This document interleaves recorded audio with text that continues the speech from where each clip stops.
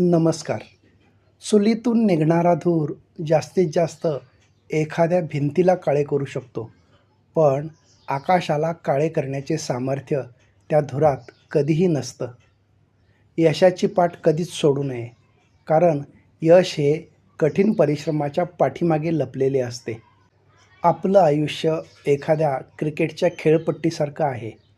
या खेळपट्टीवर खेळताना कुठला चेंडू सोडायचा, कुठला नुसताच प्ले करायचा आणि कोणता चेंडू हिट करायचा, हे नेमकं ज्या खेळाडूला समजलं तोच खेळाडू दीर्घकाळ त्या धावपट्टीवर टिकू शकतो.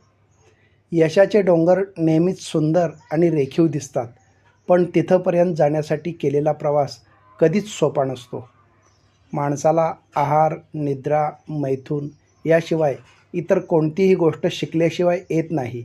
अडाणी असणं ही गोष्ट लाजिरवाणी नाही, मात्र काहीही शिकण्याची इच्छा नसणं ही खरी लाजिरवाणी गोष्ट आहे.